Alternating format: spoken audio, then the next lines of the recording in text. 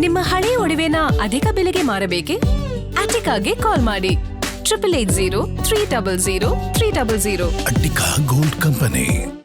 ಪ್ರಮುಖವಾಗಿ ಗಮನಿಸ್ತಾ ಇದ್ದೀರಿ, ಡಿ.ಕೆ. ಶಿವಕುಮಾರ್ ಅವರ ಪಟ್ಟಾಭಿಷೇಕಕ್ಕೆ ಸಿದ್ಧತೆ ಮತ್ತು ಭದ್ರತೆ ಯಾವ ರೀತಿ ಆಗ್ತಾ ಇದೆ ಅಂತ. ಸೊ ಡಿ.ಕೆ. ಶಿವಕುಮಾರ್ ಅವರ ದಶಕಗಳ ಕನಸು ನನಸಾಗ್ತಾ ಇರುವಂತಹ ದಿನ. ಡಿ.ಕೆ. ಶಿವಕುಮಾರ್ ಪಟ್ಟಾಭಿಷೇಕ ಲೋಕಭವನದಲ್ಲಿ ಹಬ್ಬದ ಸಂಭ್ರಮ. ಲಿಟ್ರಲಿ ಮಧುವನ ಗಿತ್ತಿಯಂತೆ ಸಿಂಗಾರಗೊಳಿಸಲಾಗ್ತಾ ಇದೆಯಂತೆ. ಗಾಜಿನ ಮನೆಯನ್ನ ಪ್ರಮಾಣ ವಚನ ಸ್ವೀಕಾರ ಸಮಾರಂಭ ಆಗುವ ಆ ಜಾಗವನ್ನ ಕಂಪ್ಲೀಟ್ ಮಧುವನ ಗಿತ್ತಿಯಂತೆ ಸಿಂಗಾರಗೊಳಿಸುತ್ತಿದ್ದಾರೆ. ಪದಗ್ರಹಣ ಕಾರ್ಯಕ್ರಮಕ್ಕೆ ಸ್ವಾಗತ ಕೋರುವ ಕಮಾನು ನಿರ್ಮಾಣವನ್ನ ಮಾಡಲಾಗಿದೆಯಂತೆ. ಅಧಿಕೃತ ಪಾಸ್ ಇದ್ದವರಿಗೆ ಮಾತ್ರ ಕಾರ್ಯಕ್ರಮಕ್ಕೆ ಸಾಕ್ಷಿಯಾಗುವುದಕ್ಕೆ ಅವಕಾಶ ಇರುತ್ತೆ. ಲೋಕಭವನ ಪ್ರವೇಶಕ್ಕೆ ಅವಕಾಶವನ್ನ ಕಲ್ಪಿಸಲಾಗುತ್ತೆ. ಮೊದಲ ಬಾರಿಗೆ ರಾಜಭವನ ಹೊರಭಾಗ ಬ್ಯಾಗಿ ವಾಹನವನ್ನ ಬಳಕೆ ಮಾಡಲಾಗಿದೆ ಅಂತೆ. ಅಟ್ ದ ಫಸ್ಟ್ ಟೈಮ್ ಶಾಸಕರನ್ನ ರಾಜಭವನದ ಒಳಗಡೆ ಕರ್ಕೊಂಡು ಹೋಗುವುದಕ್ಕೆ ಸ್ವಂತ ವಾಹನ ಅಥವಾ ಸರ್ಕಾರದ ಕಡೆಯಿಂದ ಕೊಟ್ಟಿರುವ ಗೌರ್ಮೆಂಟ್ ವೆಹಿಕಲ್ಸ್ ಯಾವುದು ಕೂಡ ಅಲೌ ಇದ್ದಂಗಿಲ್ಲ.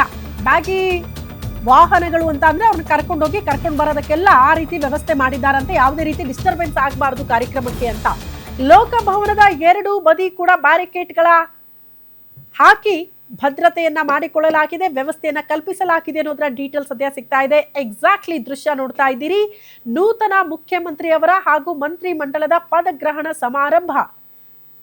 ಗಾಜಿನ ಮನೆಯ ಒಳಗಡೆ ಪ್ರವೇಶ ಆಗುವಂತಹ ದ್ವಾರ. ಇಲ್ಲಿಂದ ಐ ಥಿಂಕ್ ವಿವಿಐಪಿಗಳು ಶಾಸಕರ ವೆಹಿಕಲ್ಸ್ ಕೂಡ ಮೂವ್ಮೆಂಟ್ ಇದ್ದಂಗಿಲ್ಲಪ್ಪ. ಈ ಗೌರ್ಮೆಂಟ್ ವೆಹಿಕಲ್ಸ್ ಎಲ್ಲ ಇರುತ್ತೆ, ಬಟ್ ಅದನ್ನ ಕೂಡ ಬಿಡಲ್ಲ ಅಂತ. ಬ್ಯಾಗಿ ವಾಹನ ಆಡಿದ ಫಸ್ಟ್ ಟೈಮ್ ಇದೆ ನೋಡಿ ಇದನ್ನ ಶಾಸಕರನ್ನ ಕರ್ಕೊಂಡೋಗಿ ಕರ್ಕೊಂಡು ಬರೋದಕ್ಕೆ ವ್ಯವಸ್ಥೆ ಮಾಡಿದ್ದಾರೆ. ಅಲ್ಲಿಗೆ ಅವರ ವಾಹನಗಳನ್ನ ಕೂಡ ಒಳಗಡೆ ಅಲೌ ಮಾಡ್ತಾರ ಇಲ್ವಾ ಗೊತ್ತಿಲ್ಲ. ಯಾವುದೇ ರೀತಿಯ ಡಿಸ್ಟರ್ಬೆನ್ಸ್ ಆಗಬಾರ್ದು, ಅಲ್ಲಿ ಸುಮ್ಮನೆ ಕಿರಿಕಿರಿ ಆಗಬಾರ್ದು ಅನ್ನೋ ಕಾರಣಕ್ಕೆ ಈ ರೀತಿ ಅಚ್ಚುಕಟ್ಟಾಗಿ ವ್ಯವಸ್ಥೆಯನ್ನ ಮಾಡಲಾಗಿದೆ. ಇನ್ನು ಬಹುತೇಕರಿಗೆ ನಿರಾಸೆ ಆಗಬಹುದು, ಪಾಸ್ ಸಿಗ್ಲಿಲ್ಲ, ಒಳಗಡೆ ಹೋಗಕ್ಕೆ ಅವಕಾಶ ಇಲ್ಲ ಅಂತ. ಡೋಂಟ್ ವರಿ, LED ವ್ಯವಸ್ಥೆ ಮಾಡಿದ್ದಾರೆ ಎಲ್ಲ ಕಡೆ. ಆರಾಮಾಗಿ ಕುತ್ಕೊಂಡು ಈ ಸಮಾರಂಭವನ್ನ ಕಣ್ತುಂಬಿಕೊಳ್ಳಬಹುದು. ಬಹುತೇಕ ಕಡೆ LED ಮೂಲಕ ಪ್ರಮಾಣ ವಚನ ಸ್ವೀಕಾರ ಸಮಾರಂಭದ ಲೈವ್ ದೃಶ್ಯಗಳನ್ನ ಕೂಡ ಕಣ್ತುಂಬಿಕೊಳ್ಳೋದಕ್ಕೆ ಎಲ್ಲಾ ರೀತಿಯ ವ್ಯವಸ್ಥೆಯನ್ನ ಮಾಡಿದ್ದಾರೆ.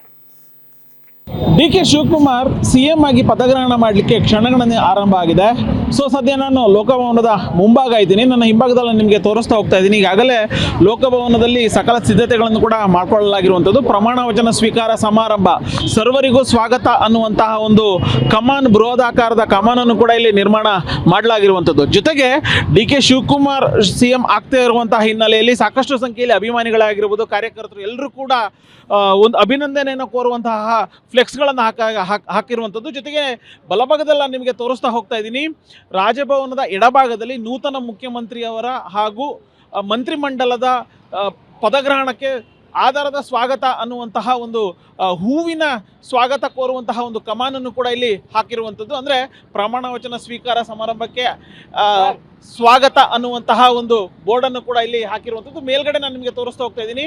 ಕರ್ನಾಟಕ ಸರ್ಕಾರ, ಗ್ರೇಟರ್ ಬೆಂಗಳೂರು ಪ್ರಾಧಿಕಾರ ಮತ್ತು ಈ ಒಂದು ರಾಜಭವನ ಬರುವಂಥದ್ದು ಬೆಂಗಳೂರು ಕೇಂದ್ರ ನಗರ ಪಾಲಿಕೆಯ ವ್ಯಾಪ್ತಿಯಲ್ಲೇ ಬರುತ್ತೆ. ಸೊ ಹಾಗಾಗಿ ಈ 3 ಲೋಗೋಗಳನ್ನು ಕೂಡ ಇಲ್ಲಿ ಹಾಕಿರುವಂಥದ್ದನ್ನು ನಾನು ನಿಮಗೆ ತೋರಿಸ್ತಾ ಹೋಗ್ತಾ ಇದ್ದೀನಿ. ಇದು ಒಂದು ಭಾಗ. ಆದರೆ ಮತ್ತೊಂದು ಭಾಗದಲ್ಲಿ ಬರುವಂತಹ ಕೇಂದ್ರದ ನಾಯಕರಾಗಿರ್ಬೋದು ಮತ್ತು ಡಿ.ಕೆ. ಶಿವಕುಮಾರ್ ಅವರಿಗೆ ಅಭಿನಂದನೆಯನ್ನು ಕೋರುವಂತಹ ಬೃಹದಾಕಾರದ ಫ್ಲೆಕ್ಸ್ಗಳನ್ನು ಹಾಕುವಂಥ ಕೆಲಸ ಇಲ್ಲಿ ಆಗಿರುವಂಥದ್ದು. ಜೊತೆಗೆ ರಾಜಭವನದ ಬಲಭಾಗ ಮತ್ತು ಎಡಭಾಗದಲ್ಲಿ ಈಗಾಗಲೇ ಬ್ಯಾರಿಕೇಡ್ಗಳನ್ನು ಹಾಕಲಾಗಿದೆ.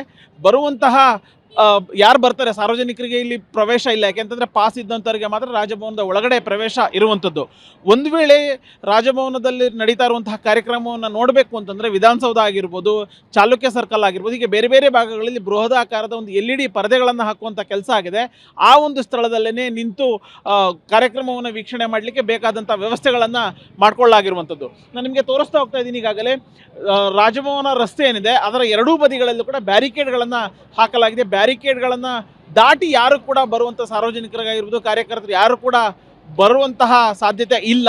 ಹೀಗಾಗಿ ಬರುವಂಥವರು ಬ್ಯಾರಿಕೇಡ್ನ ಒಳಗಡೆ ಇರಬೇಕಾಗತ್ತೆ. ಇನ್ನು ರಾಜಭವನದ ಬಲಭಾಗದಲ್ಲಿ ಒಂದು ಬ್ಯಾರಿಕೇಡನ್ನು ಹಾಕಲಾಗಿರುವಂಥದ್ದು. ಅಂದರೆ ನಾವೇನು ತೋರಿಸ್ತಾ ಹೋಗ್ತಾ ಇದ್ದೀನಿ ಆ ಒಂದು ಮಾರ್ಗದಲ್ಲಿ, ಅಂದರೆ ಸರ್ಕಲ್ ಏನಿದೆ, ಕಾಫಿ ಬೋರ್ಡ್ ಸರ್ಕಲ್ ಏನಿದೆ, ಆ ಒಂದು ಸರ್ಕಲ್ಲಿಂದನೇ ಬರುವಂತಹ ಯಾರೇ VIP ಯಾರೇ ಬಂದರೂ ಕೂಡ ಅವರು ಈ ಒಂದು ಬ್ಯಾರಿಕೇಡ್ನ ಒಳಗಡೆ, ಅಂದರೆ ಪಾಸ್ ಇದ್ದ ಅಧಿಕೃತವಾದಂಥ ಒಂದು ಪಾಸ್ ಇದ್ದವರು ಮಾತ್ರ ಈ ಒಂದು ರಾಜಭವನದ ಒಳಗಡೆ ಪ್ರವೇಶವನ್ನು ಮಾಡಲಿಕ್ಕೆ ಅವಕಾಶವನ್ನು ಕಲ್ಪಿಸಿಕೊಟ್ಟಿರುವಂಥದ್ದು. ಹಾಗೆ ನಾನು ನಿಮಗೆ ಇಲ್ಲಿ ರಾಜಭವನದ ಒಳಗಡೆ ನಾನು ನಿಮಗೆ ತೋರಿಸ್ತಾ ಹೋಗ್ತಿದ್ದೀನಿ. ಈ ಒಂದು ಏನು ಬ್ಯಾಗಿ ಇದೆ ಇದು ಕೇವಲ MLAಗಳನ್ನು ಒಳಗಡೆ ಕರ್ಕೊಂಡು ಹೋಗಲಿಕ್ಕೆ ಇರುವಂತಹ ಒಂದು ಬ್ಯಾಗಿಗಳು. ಈ ಒಂದು ವಾಹನದ ಮೂಲಕ ಅಂದರೆ ಕಾಫಿ ಬೋರ್ಡ್ ಸರ್ಕಲ್ ಏನಿದೆ ಅಲ್ಲಿಂದ ಬರುವಂತಹ ಶಾಸಕರು ಏನಿರ್ತಾರೆ ಅವರನ್ನು ಈ ಒಂದು ಬ್ಯಾಗಿಯ ಮೂಲಕ ಕರ್ಕೊಂಡು ಹೋಗುವಂಥ ವ್ಯವಸ್ಥೆಯನ್ನು ಮಾಡಲಾಗಿದೆ. ಜೊತೆಗೆ ಅಧಿಕೃತವಾದಂಥ ಪಾಸ್ ಏನಿದೆ ಆ ಒಂದು ಪಾಸ್ ಇರುವಂಥವರು ಈ ಒಂದು ಮಾರ್ಗದ ಮೂಲಕ ರಾಜಭವನದ ಒಳಗಡೆ ಪ್ರವೇಶವನ್ನು ಕಲ್ಪಿಸಲಿಕ್ಕೆ ಪ್ರವೇಶವನ್ನು ಪಡೆಯುವುದಾಗಿದೆ. ಸೊ ಸಂಜೆ 4:05 ಸರಿಯಾಗಿ DK ಶಿವಕುಮಾರ್ CM ಆಗಿ ಪದಗ್ರಹಣವನ್ನು ಮಾಡ್ತಾರೆ. ಸೊ ಹೀಗಾಗಿ ಈಗಾಗಲೇ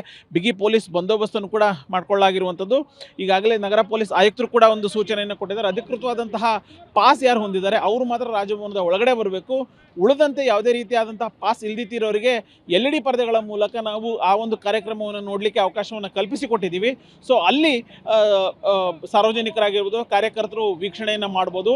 ಸೊ ಪೊಲೀಸರು ಕೂಡ ಹೆಚ್ಚಿನ ಸಂಖ್ಯೆ ಅಂದರೆ 3,000ಕ್ಕೂ ಹೆಚ್ಚಿನ ಪೊಲೀಸ್ ನಿಯೋಜನೆಯನ್ನು ಮಾಡಲಾಗಿದೆ. ಜೊತೆಗೆ ಈ ಹಿಂದೆ ಯಾರ್ಯಾರು ಬೆಂಗಳೂರಿನ ವ್ಯಾಪ್ತಿಯಲ್ಲಿ DCPಗಳಾಗಿ ಕೆಲಸವನ್ನು ಮಾಡಿದ್ರು ಅವರಿಗೆ ಆಯಕಟ್ಟಿನ ಸ್ಥಳಗಳನ್ನು ನಿಯೋಜನೆ ಮಾಡಲಾಗಿದೆ. ಸೊ ಆ ಒಂದು ಸ್ಥಳದಲ್ಲಿ ಸಂಬಂಧಪಟ್ಟಂಥ ಭದ್ರತೆಯನ್ನು ಒದಗಿಸುವಂತಹ ಜವಾಬ್ದಾರಿ ಆ DCPಗಳಿಗೆ ವಹಿಸಲಾಗಿದೆ ಅನ್ನುವಂತಹ ಒಂದು ಮಾತನ್ನು ಕೂಡ ಬೆಂಗಳೂರು ನಗರ ಪೊಲೀಸ್ ಆಯುಕ್ತರು ಹೇಳಿದ್ದಾರೆ.